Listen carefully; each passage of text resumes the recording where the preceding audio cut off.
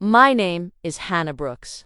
I'm 26 years old. I work full-time as a receptionist at a dental clinic in Ohio. And until that night, I honestly believed I was invisible in my own family. If you've ever stood in front of a mirror and hated what you saw, not just the cheap dress, but the cheap way you feel about yourself, then you'll understand what was running through my head that evening. My sister, Claire, she's always been the star. The golden girl.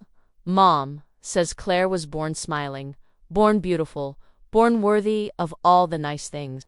Me, I was always the extra, the tagalong, the plain one, the maybe next time daughter. So when her engagement party came around, I knew exactly where I stood. Or didn't stand, because girls like me are supposed to blend into the background. And this dress, God, this stupid thrift store dress, it was all I could afford.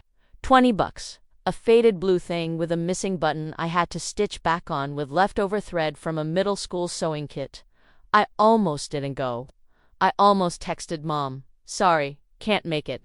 But then I remembered how it would look in the photos, big, glossy family pictures with my empty spot in the corner. Like I was never part of them in the first place. So I zipped up that dress, pinned Grandma's old brooch to the neckline because it was the only thing I owned that made me feel like I might belong. I took one last look at myself. Cheap fabric, borrowed confidence, the same old invisible girl.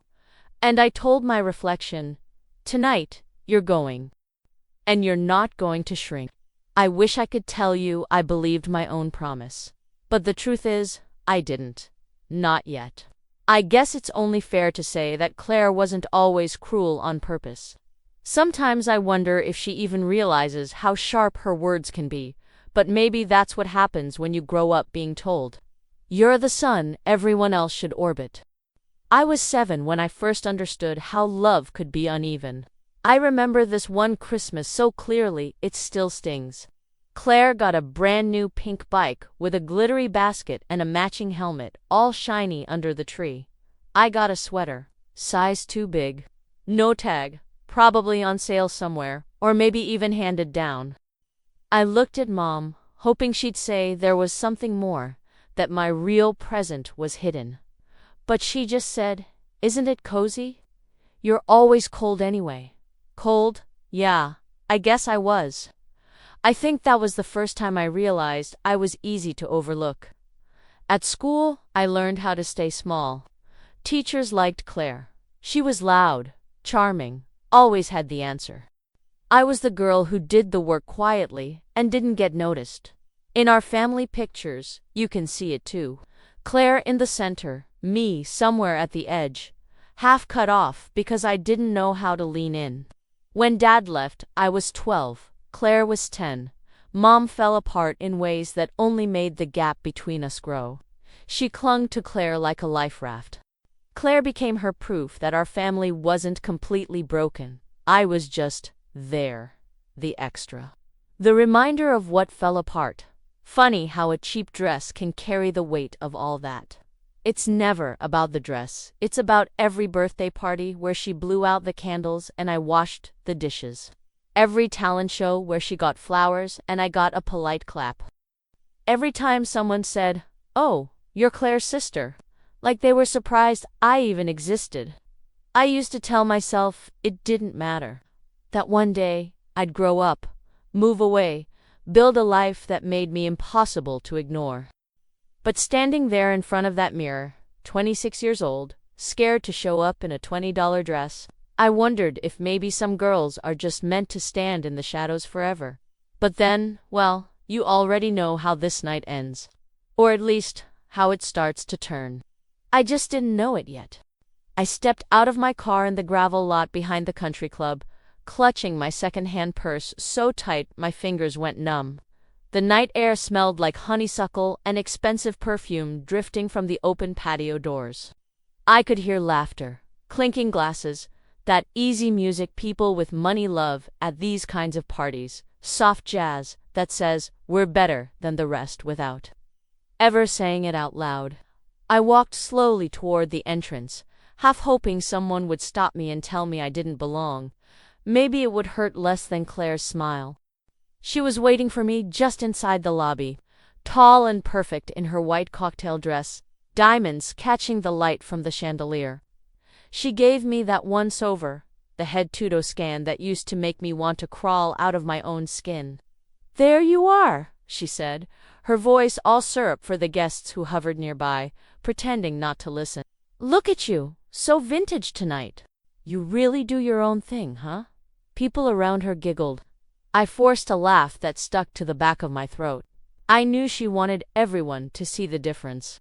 Claire with her custom-fitted dress, me in my thrift store find that probably smelled faintly of mothballs if you got too close. Mom appeared at her side, wineglass in hand. She pulled me in for a quick hug that felt like a formality. She looked me over, a small crease forming between her brows.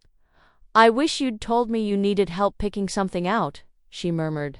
But then she spotted an old neighbor across the room and drifted away, leaving me standing there under the chandelier like a charity case on display. For the next hour, I did what I'd trained myself to do at every family gathering since I was a kid. I made myself useful. I helped carry extra bottles of sparkling water from the bar to the patio. I moved plates, picked up napkins, guests dropped, and smiled at people who didn't remember my name. Claire floated through the room like a princess, laughing too loudly, touching her fiancé's arm every chance she got so people would see the ring. Mom followed her like a loyal moon, basking in the reflection of Claire's light. I tried not to take up space. I balanced a plate of crackers and cheese, ate one bite, and abandoned the rest when I realized standing too close to the buffet made me look hungry. At one point, I caught my reflection in a window. My cheap dress looked almost pretty in the glow of the patio lights, but all I could see was that girl at the edge of every photograph, half smiling, half hoping someone would pull her in. Just when I thought maybe I'd made myself invisible enough to survive, Claire found me near the dessert table. She was tipsy now, that mean glint in her eyes showing through the sweetness she used on her future in-laws. She asked me to take a photo of her and Ethan, her fiancé, with his parents. I fumbled with her phone, hands sweating so much I thought I'd drop it. She posed, perfect as always, and when I handed the phone back, she looked me up and down again, this time not bothering to lower her voice. "You know, Hannah, it's really sweet that you came." She glanced at the other girls in their designer dresses, all of them pretending to fuss with their hair, but clearly listening. "You make me feel so lucky, you know? Like, when I look at you, I remember how grateful I should be." "Not everyone can pull off goodwill chic." The girls laughed, a sharp, polite sound. I felt my throat close up, but I nodded, like that was funny, like I got the joke. I excused myself before the tears had a chance to break through. In the bathroom, I locked myself in a stall, sat on the closed toilet seat and breathed through my mouth so I wouldn't hear my own sniffles echoing off the marble. My phone buzzed with a text from Mom. "Just checking, you're still here for the family pictures, right? Claire really wants everyone together." Like I'd dare to disappear and ruin her perfect lineup. I splashed cold water on my face, dabbed at my eyes with cheap tissue that left fuzz on my cheeks. I stared at my reflection, skin blotchy, eyes too wide, that dress now wrinkled where I'd clutched it too tight around my waist. For a second, I wanted to run, to sneak out through the back kitchen door and never look back. But my feet wouldn't move. Because no matter how much it hurt, a part of me still wanted to be in that photo, to have proof that I was there, that I existed alongside her shine, even if just for a few frames. Back out on the patio, the photographer was herding family members together, calling out names like a shepherd with a flock that didn't want to cooperate. Claire posed dead center, her fiancé's arm wrapped around her waist like a prized ribbon. I hovered near the edge, hoping no one would notice me shaking. "Hannah, over here," Mom said, barely glancing my way. She gestured for me to stand next to our aunt, 3 people away from Claire, out of focus, right where they liked me. I took my place, folding my hands in front of me so no one would see they were trembling. The flash popped once, twice. I told myself to smile, keep it polite, small enough not to draw attention. But then, through the blur of faces and forced grins, I saw the photographer pause. He lowered his camera. He squinted at me, tilting his head a little like he was trying to solve a puzzle. His eyes darted between me and Claire. Then he did something no one expected. He raised his hand, pointed straight at me, and said in this calm, steady voice, "Miss, would you mind stepping forward a bit?" And just like that, the laughter faded. The chatter died down. Everyone turned to look at the sister in the cheap dress. At first, I thought maybe I'd misheard him. My feet stayed glued to the flagstone patio, while everyone else shifted awkwardly, waiting to see if he'd say it again. Claire's laugh was the first thing to cut through the silence, bright and brittle. She asked if the photographer needed to fix something with the light. He didn't even glance at her.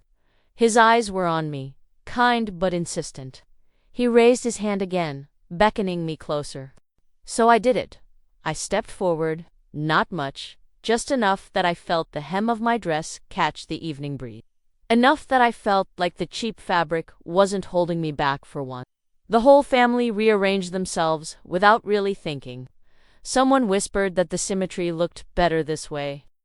Claire's fiancé cleared his throat, shifting away from me like I'd infected their perfect pose with my off-brand life. The photographer lifted his camera. For a second, the flash didn't come. He lowered it again, eyes narrowing, as if he could see past the dress, the blotchy skin, the nervous hands. He asked me to tilt my chin up, just slightly. And when I did, I felt my shoulders relax, just a fraction. I could feel the heat of everyone's stares on the side of my face, my mother's tight, polite smile, Claire's forced laughter still echoing like a dying bell. They took 3, maybe 4 shots with me, front and center, before the photographer called for a break to check his settings. Claire grabbed her glass of champagne and hissed at me to move aside so they could do a few with just the couple. I stepped back, heart rattling like loose change in my chest. I knew she'd find me as soon as the last photo was taken. She always did. I didn't have to wait long. As soon as the photographer drifted toward the bar to grab a water, Claire swooped in, her smile gone. She leaned in so close I could smell her perfume. That sweet, expensive scent that always made me feel like I was standing in a department store I couldn't afford. "What do you think you're doing, Hannah? You embarrassed me. That wasn't your moment. It was my night, and you let him make you the center. Do you get how pathetic that is?" Her nails grazed my forearm as she squeezed my elbow. A tiny, perfect half-moon mark stayed there when she let go. I wanted to tell her I didn't ask for any of it. That I'd gladly stand back where I belonged if it meant she'd stop digging into old wounds like they were hers to own. But the words stuck. I just stood there, wishing I could unzip my skin, my whole self, and disappeared behind the stone columns that kept the patio separate from the real world. Mom found us like that, Claire's voice still low and sharp, my face burning hot enough to light a match. She wrapped an arm around Claire's shoulders, her eyes sliding right past me like I was the shadow of some guest they'd forgotten to thank. "Sweetheart, don't get worked up. It's just a picture. Nobody's looking at Hannah. You know that." She said it with a softness that made it worse, like she thought I'd be relieved to hear I was forgettable again. For the rest of the night, I stayed on the patio. I watched the party through the glass doors, fairy lights flickering over people I'd known my whole life, but never really belonged to. I thought about that mark on my arm, how tiny it was, how silly it was to want to cover it up. I thought about all the cuts no one ever saw, the ones you can't show in a bathroom mirror. Every now and then, someone would open the door to step out for air. They'd see me, give that startled smile you give the shy cousin you're supposed to be polite to. Nobody stayed long enough to ask if I was okay. I didn't want them to. I wasn't sure I'd know how to answer. Near the end of the night, the photographer came back out. He found me standing by the stone railing, looking out over the golf course that stretched into darkness. He didn't have his camera with him this time. Just a plastic cup of water and a slow, careful way of looking at me, like he was taking a picture anyway. "You know," he said, "you remind me of someone. My mother, maybe. Or a girl I once photographed in New York. She had that same thing in her eyes. A way of holding her breath even when she smiled." I didn't know what to say. Compliments make me nervous, especially ones that sound too big for me to wear. He sipped his water and shrugged. "You belong in the frame. More than you think." Before I could ask him what that meant, he was gone, back through the double doors, probably to catch the last of the champagne toasts and staged kisses. I stayed where I was, tracing that half-moon dent on my arm with my fingertip, like it might fade if I willed it away. When the music slowed down and the lights inside turned warmer, I knew it was almost time to leave. The final round of posed smiles, tired laughter, the goodie bags for the guests with tiny bottles of imported olive oil none of us would ever use. Claire would get her perfect closing shot. Mom would stand close behind her, looking like she'd done it all on her own. And I'd be somewhere at the edge again, unless that camera found me one more time. I didn't know yet what the pictures would look like when they came back. But standing there in my cheap dress, under the fairy lights that made my thrift store fabric glow like silk, I felt it. For the first time in years, I felt the cut of an old wound sealing itself up, just a little. And I knew, even if it hurt, I wasn't going to stand in the shadows forever. The drive home that night felt longer than usual, even though the country club was only 20 minutes from my apartment. I replayed every glance, every half-laugh that lingered in the air when I stepped forward. I kept seeing the photographer's eyes, how they softened when he looked at me. Like he could see something underneath the Goodwill dress and the polite smile I'd worn like armor all night. I didn't sleep much. When I finally drifted off, my dreams were full of flashing bulbs and Claire's voice whispering that I was never meant to be in the frame. By morning, the bruise on my arm was a faint crescent, like a secret I carried just beneath my sleeve. I told myself it would fade. Old wounds always do, if you keep them hidden long enough. A week later, the photos were ready. Claire posted the album on her social media with the kind of captions she loves. All gratitude and sparkle and humble bragging about how lucky she is to have such a perfect life. I almost didn't click through. But curiosity is a cruel thing when you've spent your whole life wondering how you really look through other people's eyes. Most shots were exactly what I expected. Claire laughing, Claire sipping champagne, Claire and Ethan posed like magazine models in front of the string lights. I kept waiting to see myself on the edge, half out of focus, the way I always was. But then there it was. The one moment the photographer had stopped everything for me, standing next to Claire but not behind her, my chin tilted up just enough that I didn't look afraid. I didn't look perfect. The cheap dress still clung to my ribs like a question. My hair wasn't smooth. The breeze had lifted stray strands into the air. But there was something else in that picture, something I'd never seen before. I looked real solid, like someone who wasn't so easy to cut out. People started noticing. A friend from high school messaged me to say I looked beautiful, that I had a calm strength she'd never seen before. One of Claire's bridesmaids, the one who always ignored me at family gatherings, tagged me in the comments with a line that made me laugh out loud in my kitchen. "Hannah, you're the main character here." Claire didn't find it funny. She called me the next day, her voice so sweet it made my teeth. She said she was happy, I liked the pictures but hoped I wouldn't read too much into it. That it was just a good angle, good lighting, nothing to do with me really. She sounded like she was trying to close a door that had opened just a crack. I hung up the phone and stared at the photo again on my cracked laptop screen. I traced the shape of my own shoulder with my fingertip.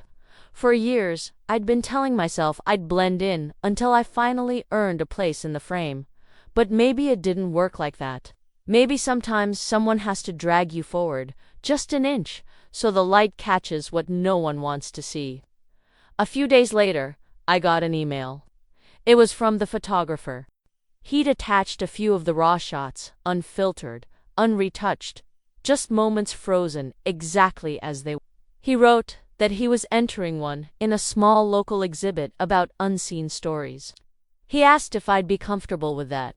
I stared at his message for a long time, fighting the voice in my head that said it was embarrassing, that Claire would hate it, that Mom would say it was silly that no one wants to see the girl in the cheap dress when there are better things to look at.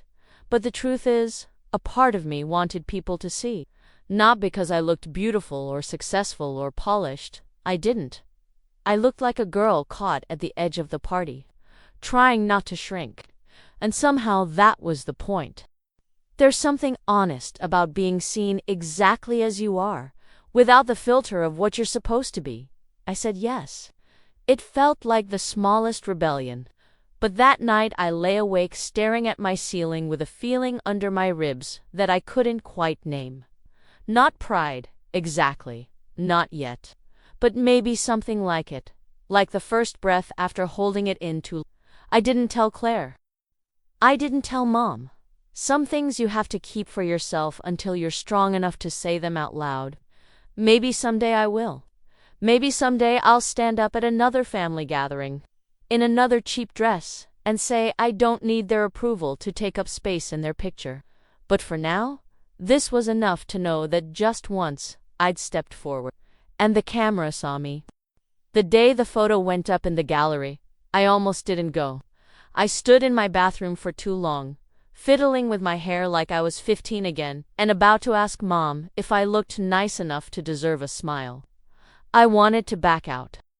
I wanted to text the photographer and say I'd changed my mind, that maybe no one needed to see the girl in the cheap dress looking like she'd just realized she was worth more than the cost of the fabric on her shoulders. But I went anyway. It was a small show, a community center off Main Street that doubled as an art space. When they weren't hosting craft fairs or baby showers, I walked in alone, my coat wrapped tight even though it was warm inside. The walls were covered in other people's truth. Old men with lines carved deep around their eyes. Single mothers holding babies on cluttered porches. Teenagers staring straight into the lens with that unflinching dare only kids seem to have. And then there was me. No plaque with my name, just a line that read "The Sister." A candid moment. I stood in front of that photo so long I forgot how to move. I kept thinking about how I'd spent most of my life trying to make myself smaller so no one would look too close. And now strangers were standing behind me, tilting their heads, whispering about how sad and strong she looked. She, me, same person. For once, that felt right. I didn't tell Claire about the show, but word gets around fast in a small town where everyone knows your last name. She found out 2 days later through one of her bridesmaids who'd seen a post on the community page. Claire called me after work, her voice sharp around the edges, pretending to sound casual. She asked why I hadn't told her. Said it made her look bad, like she'd ignored me at her own party. I wanted to say she had ignored me, that she always did, except when she needed a foil, someone to stand beside her and prove how shiny she was in comparison. But I didn't say any of that. I just told her it wasn't about her, that maybe for once it was about me. She didn't like that. She reminded me we're family, that family doesn't put private moments on display for strangers to pick apart. She called the photo embarrassing. I almost laughed. Embarrassing is when you stand in the background your whole life pretending you don't care. Embarrassing is letting someone else decide if you're worth being in the picture at all. I let her rant. I stayed quiet. When she hung up, I sat on my couch and scrolled through the online gallery. People had started leaving comments about how they saw themselves in that look on my face. How they'd felt like the invisible one at family parties too. I read every word, like they were proof that maybe I hadn't imagined my whole life in the shadows. A week later, Mom called. She didn't yell, didn't scold. She just sighed into the phone the way she does when she wants me to feel guilty without her having to say it outright. She said she wished I'd come to her before letting my private pain become public. That people talk, Hannah, You know how they are. What would Dad think if he ever saw that photo? As if he'd ever cared enough to ask where I'd been standing all these years. After we hung up, I sat on the floor of my apartment, knees pulled to my chest like I used to do as a kid, hiding behind the living room curtains when my parents fought. But this time, the ache that sat in my ribs didn't feel like shame. It felt like space. A space that didn't need permission to stay open. I didn't see the photographer again until the end of the month, when the show closed. He found me packing up the last boxes of flyers and folding the leftover chairs. He thanked me for letting him tell my story. I almost corrected him. It wasn't really a story. Just a moment. Just a girl in a blue dress looking like she'd finally stopped apologizing for being in the shot. Before he left, he handed me a print of the photo, the edges carefully wrapped in brown paper. Said maybe one day I'd want to hang it where I could see it. I told him maybe. I didn't tell him I already knew exactly where it would go, right above my old dresser mirror, where I'd first stood holding that dress, wondering if it was brave or pathetic to show up at all. On the drive home that night, I didn't feel invisible. I didn't feel like the extra. I felt like someone who'd let the world see her, bruises and all, and didn't flinch when the light hit the raw parts. And that, I realized, was a secret I didn't owe anyone but myself. When I brought the photo home, I didn't unwrap it right away. It sat on my kitchen table for days, still sealed in brown paper, like a secret, waiting to see if I was ready. Sometimes I'd run my fingers over the edges just to remind myself it was their proof that once someone chose to look at me and didn't look away. I started noticing small things after that night. The way I stood a little taller in the break room at work when my manager gave credit for something I'd done. How I didn't rush to fade into the background when Claire's name came up in conversation. I didn't start fights, didn't announce some grand rebellion. It was quieter than that, more honest, more stubborn, like a knot that finally comes loose after years of pulling tight. Claire didn't mention the photo again. She called once to tell me the wedding date was moved up, a destination affair, somewhere sunny and expensive. She said she'd understand if I couldn't make it. She didn't say she wanted me there. I told her I'd think about it, but I knew even as the words left my mouth that I wouldn't go. Not because I was angry, though a small part of me probably always would be, but because some rooms aren't worth shrinking yourself to fit inside. Mom texted every now and then, the same polite updates. A new brunch spot she and Claire tried, the caterer they'd picked for the wedding. She asked once if I was still working at the dental clinic, like it was news to her. I said yes, and left it at that. I don't think she understood why the silence didn't feel like a punishment anymore.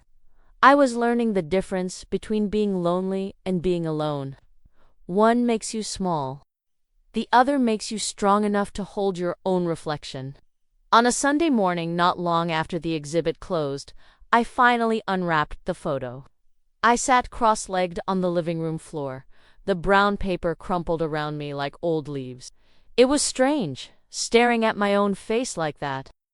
The cheap dress, the slight mess of hair, the look in my eyes that didn't care if anyone thought I belonged or not. I ran my thumb over the glass, following the shape of my shoulders. I didn't see the extra anymore. I didn't see the joke. I saw a woman who'd stopped apologizing for taking up space. I hung it above my dresser, the same mirror I used to stand in front of, tugging at clothes I hated, hoping Claire would compliment my effort. I guess that mirror finally has something worth reflecting back at me. Every morning now, I see her, the girl in the blue dress, standing still, not flinching. Sometimes I think about the family photos tucked away in my mother's hallway, the ones where I'm always half-cropped, blinking at the edges. Maybe they'll always remember me that way, the quiet one, the backup, the charity case who should be grateful for whatever scraps of love they chose to throw her way. But that's not the picture I carry with me now. When people talk about my sister's wedding, I don't feel the old ache. She'll get her perfect shots, the staged kisses, the posed smiles, the glittery dress that costs more than my rent. And me. I'll be here, in this small apartment that smells like coffee and cheap candles. Sitting under my own portrait, reminding myself that it's enough to be seen for exactly who I am. Sometimes my reflection still feels like a dare, like she's waiting for me to step forward again. And I do, in tiny ways. No one claps for a raised chin at work. A no when yes used to come so easy. An extra hour drawing on the couch just because it makes me feel whole. They're not grand gestures. They're not confetti moments. But they're mine. After all this, I know there will always be another party.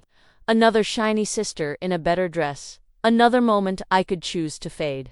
But now I know what it feels like when the light hits the right spot and you don't flinch. You don't apologize. You just stand there and let yourself belong in the picture. That's enough for me. Maybe one day it will be more than enough. Maybe one day someone will look at me, not just the girl in the photo, but the woman standing in front of them, and they'll know she was never invisible. She just needed someone to see her. And now she does.